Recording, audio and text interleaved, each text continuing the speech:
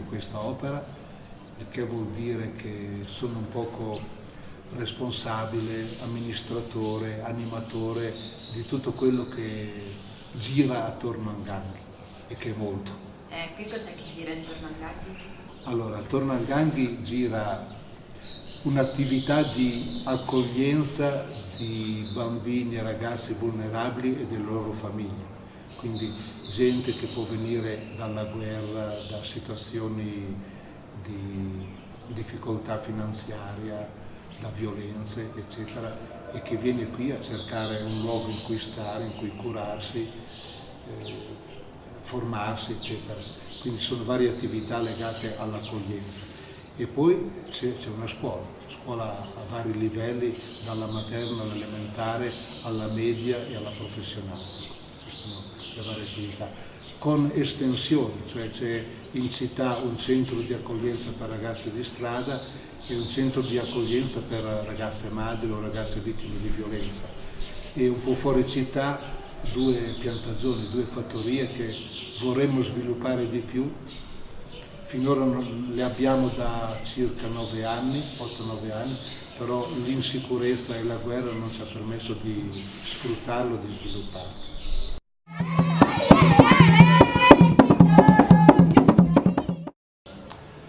Vorrei riprendere la frase di una giornalista belga, Colette Breckman, che è specialista del Congo per il giornale di Bruxelles Le Soir, e che è stata a Ganghi varie volte e che qualche anno fa, dopo aver visitato il centro, ha scritto un reportage per il suo giornale e ha messo come titolo Ganghi, una fabbrica per rifare ragazzi.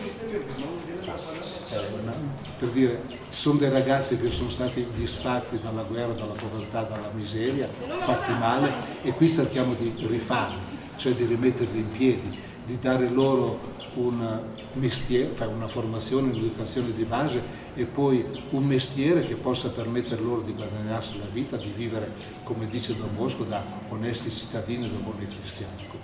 Però l'espressione fabbrica per rifare i ragazzi mi piace, anche se non è una fabbrica, questa è una famiglia, però è una casa in cui rifacciamo qualcuno, lo rimettiamo in piedi in qualche maniera.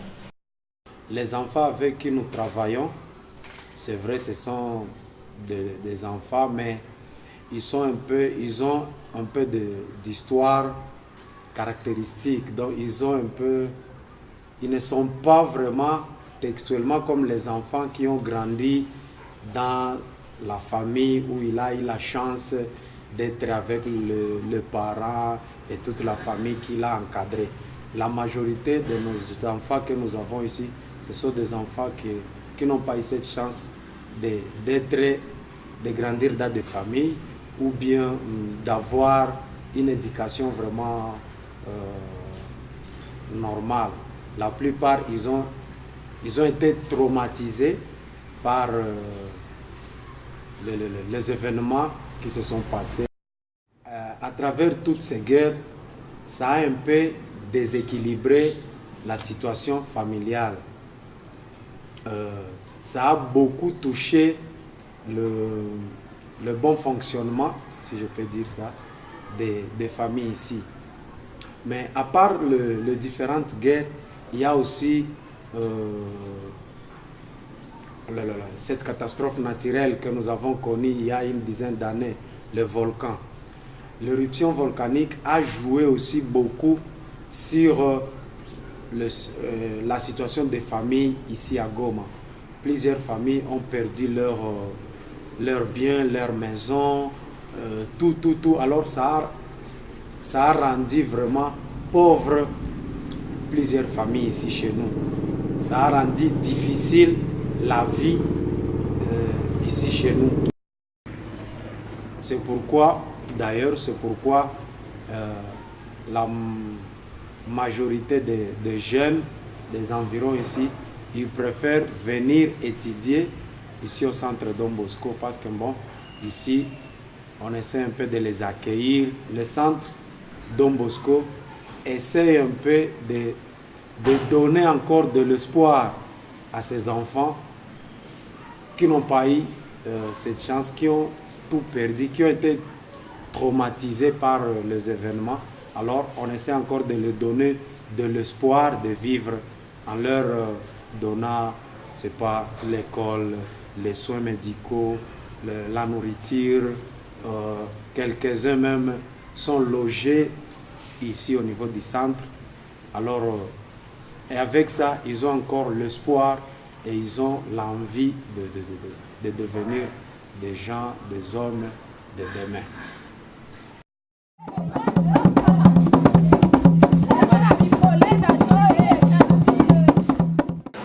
Pourquoi tu as préféré venir étudier à Don Bosco?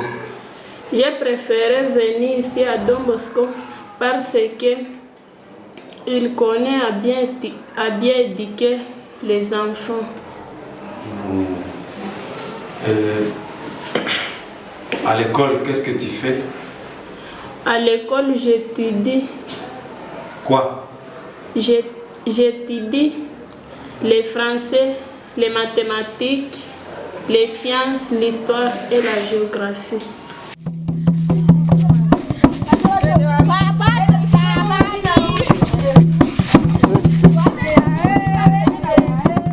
J'ai préféré étudier au Don Bosco Ngangi parce qu'à la maison nous sommes des pauvres. On n'a pas de l'argent pour aller payer à l'école à l'extérieur. C'est qu'à Don Bosco on ne paye pas? À Don Bosco on ne paye pas. On a nous aidé à étudier ici, pas de payer.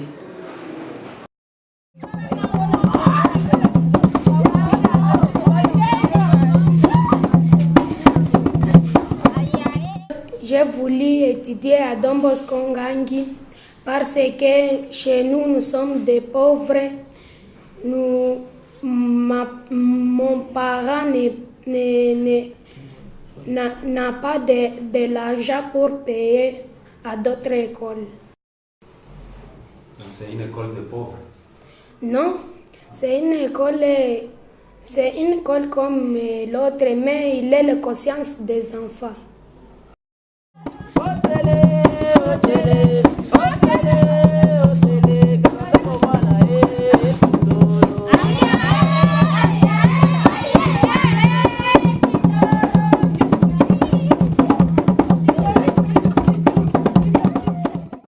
C'est un travail qui demande beaucoup, mais que nous jugeons comme un bon travail, parce que les services que nous sommes en train d'offrir à ces jeunes enfants, c'est un service qui va les rendre plus tard des hommes et des femmes utiles à la société, à eux-mêmes.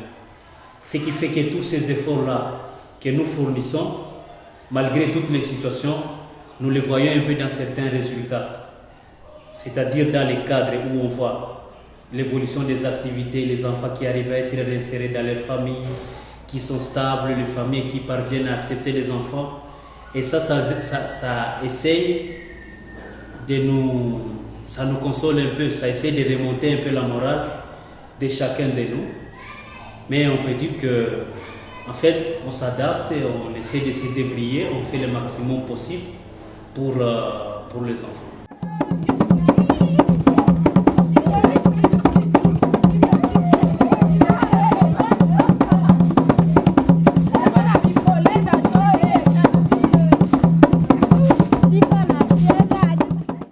Noi non abbiamo dei criteri di rendimento, abbiamo dei criteri evangelici.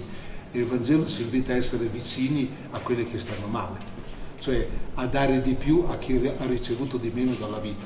Questo è il criterio del Vangelo. Quindi se c'è gente qui che ha ricevuto di meno, dobbiamo stare vicini. Un ex superiore generale dei Padri Bianchi ha scritto un articolo molto bello, una paginetta, in cui dice: la missione della Chiesa in Africa è una missione di